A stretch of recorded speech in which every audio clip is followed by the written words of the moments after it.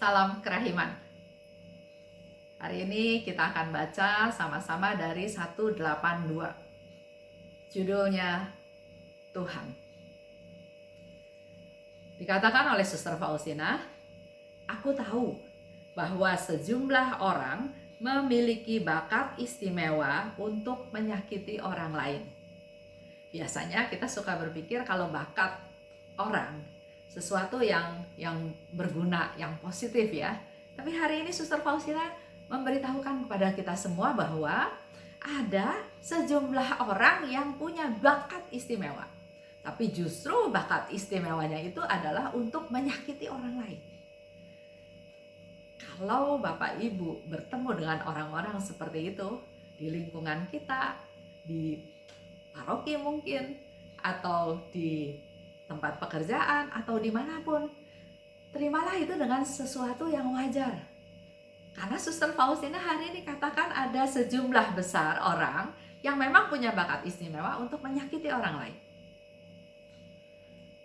Mereka berusaha sekuat mungkin untuk mencobai kamu.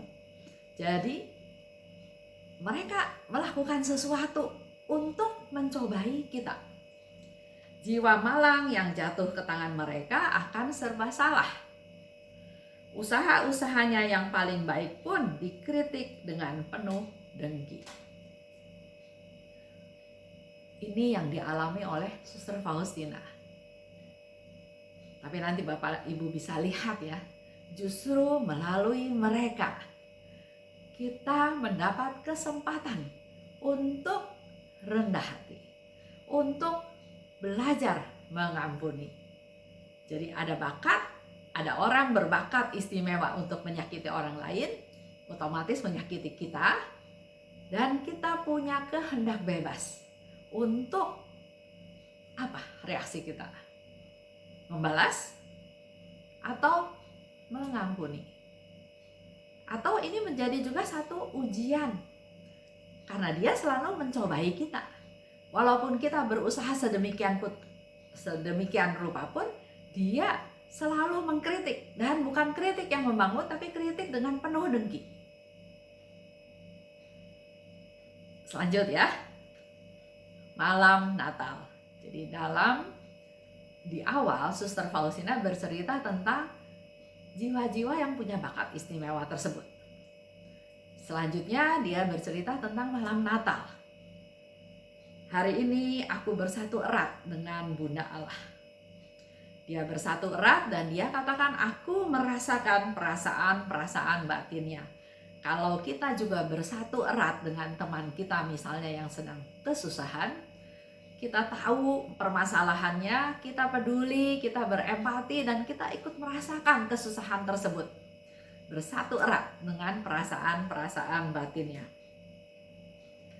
Di dalam misa malam bernama Pasterka, yaitu misa para gembala, aku melihat kanak-kanak Yesus di dalam hosti, dan rohku terbenam di dalam dia. Dia melihat Yesus. Dalam perayaan Ekaristi sering juga ya Suster Faustina bercerita dia melihat Yesus dalam hosti, dalam rupa gambar kerahiman Tuhan, di mana dari hati Yesus mengeluarkan 2 sinar. Juga pernah dia melihat Yesus yang menderita, juga melihat Yesus yang dibopong oleh Bunda Maria. Tapi malam Natal ini dia melihat Yesus dalam rupa kanak-kanak Yesus. Bukan itu saja, rupa kanak-kanak Yesus itu ada di dalam hosti kecil. Kita menjadi sadar, menjadi kembali diingatkan bahwa kalau kita ikut perayaan Ekaristi, kita menyambut komuni, kita menyambut hosti kudus, kita menyambut Tuhan. Karena itulah tubuh Tuhan yang dikorbankan untuk kita. Meskipun ia itu anak kecil, keagungannya meresapi jiwaku. Aku sungguh diresapi oleh misteri ini. Inilah perendahan diri yang luar biasa dari pihak Allah. Penghampaan diri yang tak terselami. Penghampaan diri yang tak terselami. Nggak masuk akal kan ya? Tuhan yang begitu luar biasa Maha kuasa, Maha esa, Maha tahu, Maha kasih, Maha segala-galanya.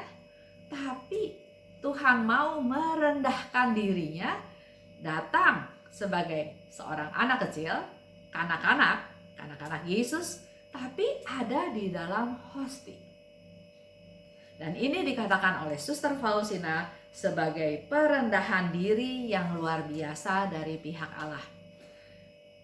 Yesus mempersembahkan tubuhnya, mengorbankan tubuhnya untuk kita santap, untuk jadi kekuatan kita, untuk jadi perlindungan kita, untuk jadi kita dimampukan untuk bisa terus menjalani hidup ini dengan kekuatan, dengan keberanian, dengan pendampingan dari Tuhan Yesus.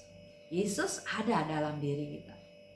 Yesus Tuhan yang luar biasa mau merendahkan dirinya sebagai seorang anak kecil, tapi juga dalam hosti. Inilah yang luar biasa tentang kerahimannya Tuhan. Dia selalu siap untuk disantap, untuk disambut oleh kita manusia-manusia yang datang pada Tuhan. Manusia-manusia yang berdosa, yang butuh pengampunannya, butuh kerahimannya. Dia merendahkan diri, siap selalu untuk kita yang mau datang padanya. Perasaan-perasaan ini terus hidup di dalam jiwaku sepanjang pesta Natal. Kita tidak akan pernah memahami perendahan diri yang luar biasa dari pihak Allah ini. Kita nggak mungkin bisa memahami perendahan diri ini, ya. Semakin aku memikirkannya, Suster Faustina nggak lanjutkan kata-katanya. Semakin aku memikirkannya, memikirkan Allah begitu agung tapi mau merendahkan dirinya sedemikian rupa dalam rupa hosti. Kesimpulannya, Tuhan dengan kerahimannya merendahkan diri serendah-rendahnya dalam rupa kanak-kanak Yesus dalam hosti. Jadi dalam menyambut Komuni Kudus kita perlu persiapan, perlu ada kerinduan karena kita mau menyambut Tuhan. Roti tidak beragi, ya. Hosti, roti tidak beragi. Bahkan Tuhan Yesus rela dipenjara dalam tanda kutip dalam tabernakel. Selalu siap menjadi makanan rohani untuk kita yang haus, untuk kita yang datang padanya. Dan selalu memberikan rahmat berkat yang kita butuhkan. Itu yang dikatakan oleh Yesus. Engkau tidak pernah menduga apa yang aku bawa. Dalam Komuni Kudus, rahmat-rahmat apa yang aku bawa, yang aku berikan kepadamu. Tuhan yang rela menderita, disiksa, disalib untuk menyelamatkan kita. Tuhan yang terus bertekad mencari jiwa-jiwa untuk diselamatkan. Coba lihat, evaluasi diri kita sendiri. Siapa saya? Orang yang egois, yang sombong, yang menolak rahmat Tuhan, yang lemah, yang banyak dosanya. Tapi itulah yang Tuhan cari. Dia merendahkan dirinya serendah-rendahnya dalam rupa hosti yang siap kita sambut.